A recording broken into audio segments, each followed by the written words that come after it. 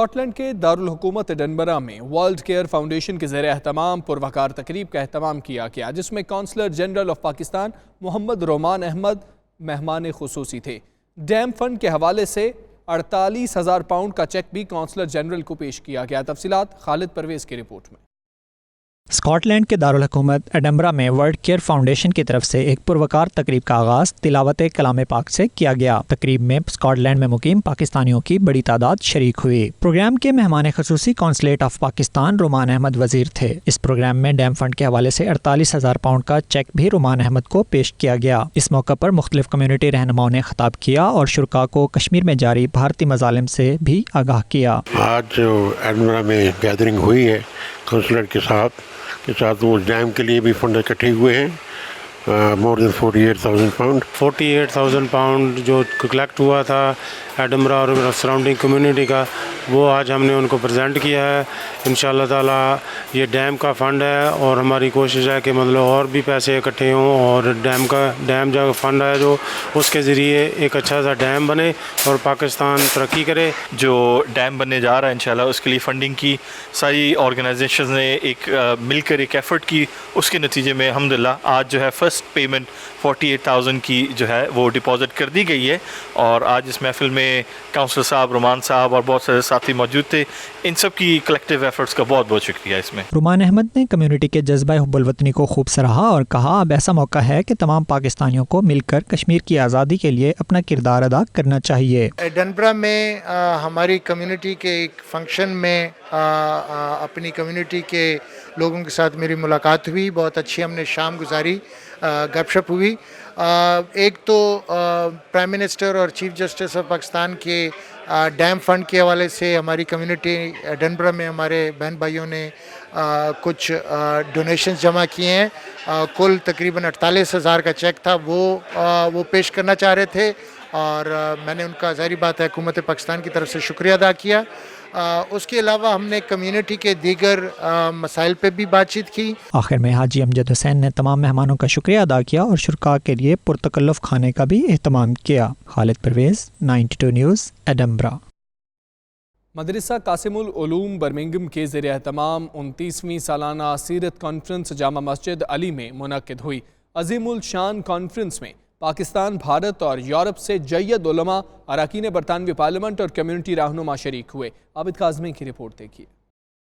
مدرسہ قاسم العلوم گزشتہ 29 سالوں سے دنیا بھر سے جید علماء کرام کو مدعو کر کے برطانوی نوجوانوں کو نبی کریم صلی اللہ علیہ وآلہ وسلم کی اسوہ حسنہ کے بارے میں آگاہی دے رہا ہے، تاکہ نوجوان نسل نبی پاک صلی اللہ علیہ وآلہ وسلم کی تعلیمات پر عمل پیرا ہو کر دنیا و آخرت میں کامیابی حاصل کر سکے۔ اسی سلسلے میں گزشتہ روز 29ویں سالانہ سیرت کانفرنس جامع مسجد علی میں منعقد ہوئی، جس کی نظامت صاحبزادہ عمران الحق نے کی، جبکہ قاری تصور الحق مدنی کانفرنس کے صدر تھے۔ کانفرنس کی 3 نشستیں ہوئیں، جن سے جید علماء کرام اور مشائخ عظام مولانا سعید یوسف of Azad Kashmir, Maulana Sheikh Abdul Majid, Allama Anees Ahmad Bilgrami of India, Maulana Rafiq Jami of Pakistan, Europe سے مولانا ابو بکر صدیق اور دیگر علماء کرام نے شرکت کی۔ اس موقع پر خطاب کرتے ہوئے علماء کرام کا کہنا تھا کہ دور حاضر میں ضرورت اس بات کی ہے کہ تمام فروعی معاملات کو پس پشت ڈال کر نبی پاک صلی اللہ علیہ وآلہ وسلم کی تعلیمات کے مطابق اپنی زندگیاں گزاری جائیں۔ علماء کرام نے مزید کہا کہ نبی پاک صلی اللہ علیہ وآلہ وسلم کو انسانیت کا معلم بھی کہا گیا، کیونکہ آپ صلی اللہ علیہ وآلہ وسلم کی پاکیزہ طرز زندگی نے صحابہ کرام کی ایسی رہنمائی کی کہ ان کی زندگیاں رہتی دنیا تک درخشندہ ستارے بن کر سامنے آئیں۔ مہمان خصوصی شیخ الحدیث مولانا سعید یوسف، قاری تصور الحق مدنی، ایم پی لیم برن اور دیگر نے 92 نیوز سے گفتگو کرتے ہوئے کہا کہ علماء کرام کے بیانات سے نوجوانوں کے دلوں میں اس کے رسالت کا جذبہ پیدا ہوا ہے اور اس کے ساتھ ساتھ فکر آخرت کا درس بھی ملا ہے۔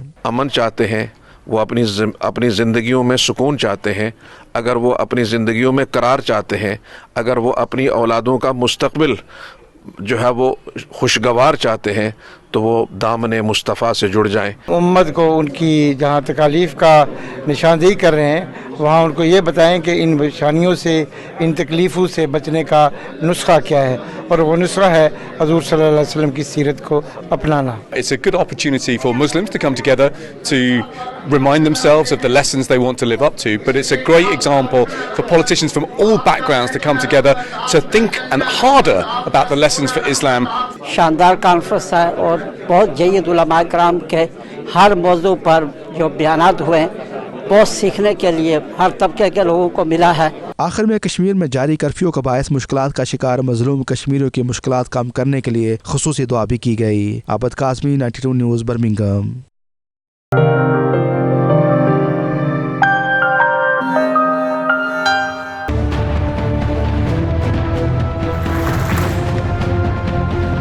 واشنگٹن میں پاکستانی سفارت خانہ میں یوم دفاع کے حوالے سے ایک پروقار تقریب کا انعقاد ہوا، جس میں امریکی فوجی و سول حکام کے علاوہ مختلف ممالک کے فوجی اتاشیوں، سفارتکاروں، تاجروں اور اہم شخصیات نے بڑی تعداد میں شرکت کی۔ تقریب کا آغاز تلاوت کلام پاک سے ہوا، جس کے بعد دونوں ممالک کے ترانے سنائے گئے۔ Well, we certainly want to get back to a place where we have a more normal military relationship and a close partnership.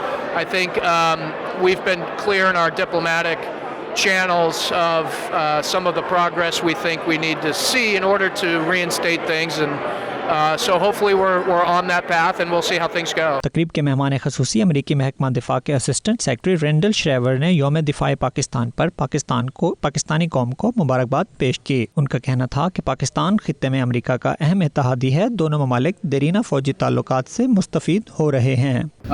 This is also an exciting time in our relationship. We're coming off the heels, of course, of Prime Minister Khan's visit and General Bajwa's visit.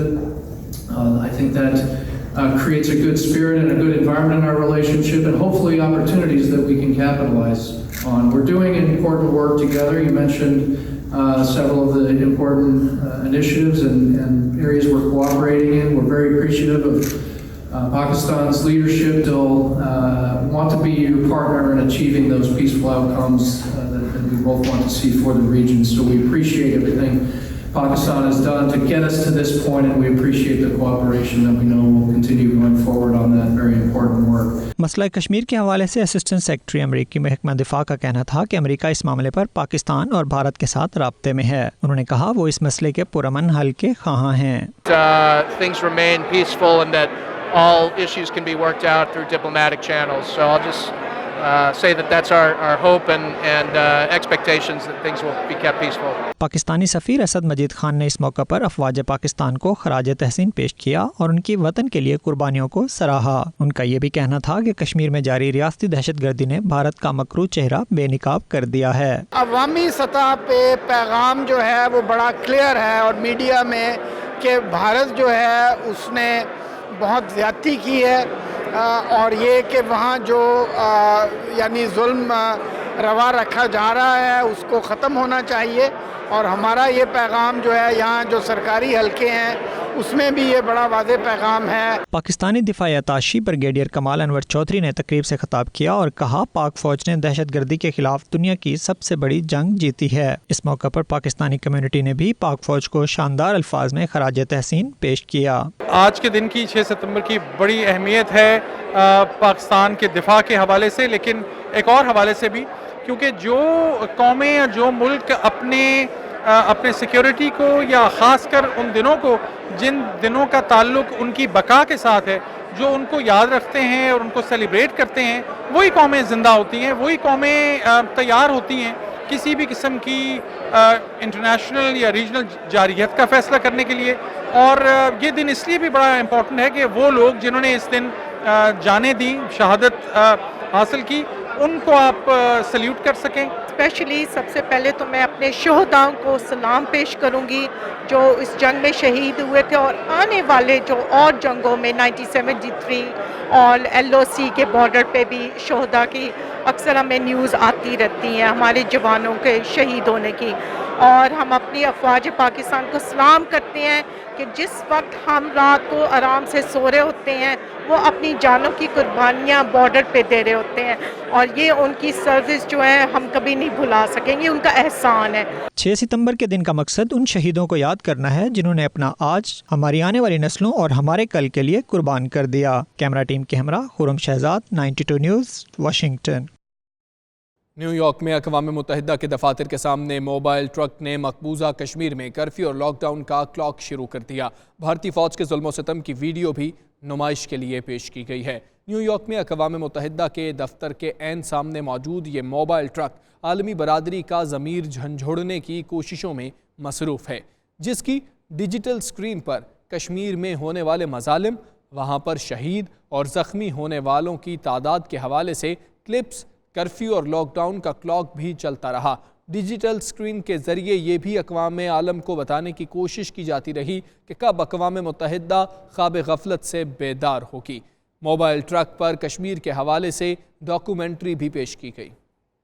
Governor Sindh Imran Ismail के एजाज़ में पाकिस्तानी सफारत खाना Washington में शानदार ज़ोहराना दिया गया। तकरीब में अमरीका की कारोबारी शख्सियात, हुकूमती अहलकार और पाकिस्तानी कम्यूनिटी के सरमायाकार भी शरीक हुए। गवर्नर सिंध इमरान इस्माइल आजकल अपने वफद के साथ अमेरिका के दौरे पर हैं। वाशिंगटन में पाकिस्तानी सफारत खाने ने उनके एजाज़ में ज़ोहराना दिया, जिसमें सियासी शख्सियात, हुकूमती अहलकार और पाकिस्तानी कम्यूनिटी के सरमायाकार बड़ी तादाद में मदऊ किए गए। इस मौके पर पाकिस्तानी सफ़ीर असद मजीद खान का कहना था कि गवर्नर और उनके वफद के इस दौरे का मकसद पाक अमेरिका ताल्लुकात में बेहतरी और दोनों ममालिक के दरमियान कारोबार को फ़रोग देना है। उनका ये भी कहना था कि वज़ीर आज़म इमरान खान के अमेरिका के दौरे के बाद दोनों ममालिक के ताल्लुकात में बहुत बेहतरी आई है। इस मौके पर गवर्नर सिंध इमरान इस्माइल ने कहा कि यहाँ आने का मकसद ये भी है कि वो यहाँ के सरमायादारों को बता सकें कि पाकिस्तान में माशी चैलेंजेस पर काफी हद तक काबू पा लिया गया है और अब वो तरक्की के रास्ते पर गामजन है। अमरीकी वजारत खारजा की आला ओहदेदार एलिस विलिस ने कहा कि वो यहाँ ये यकीन दिलाने आई हैं कि दोनों ममालिक के दरमियान ताल्लुकात में बेहतरी आई है और वो अच्छा मुस्तकबिल देख रही हैं। सफ़ीर बराए बैरूनी सरमायाकारी अली जहांगीर सदीकी का इस मौके पर कहना था कि हुकूमत ने अपने माशी अहदाफ मुकर्रर कर रखे हैं, जिनके हसूल में हुकूमत को काफ़ी हद तक कामयाबी मिल चुकी है। Khurram Shahzad, 92 news, Washington. Saudi अरब में 3 साल बतौर कौंसल जनरल तैनात रहने वाले शहरियार अकबर खान सर्बिया में बतौर पाकिस्तानी सफ़ीर तैनात हो गए हैं। सर्बिया में पाकिस्तान के नामजद सफ़ीर शहरयार अकबर खान ने सर्बिया के सदर अलेक्जेंडर वोसिक से मुलाकात की। इस दौरान उन्होंने सर्बिया के सदर को अपनी नामजदगी के कागजात भी पेश किए। मुलाकात में सर्बिया की वजारत खारजा के सेक्रेटरी जनरल भी मौजूद थे। इससे पहले सदारती महल में आमद पर उनको गार्ड ऑफ ऑनर पेश किया गया। इस मौके पर दोनों ममालिक के कौमी तराने भी बजाए गए। शहरयार अकबर इससे पहले सऊदी अरब के शहर जद्दा में कौंसल जनरल थे।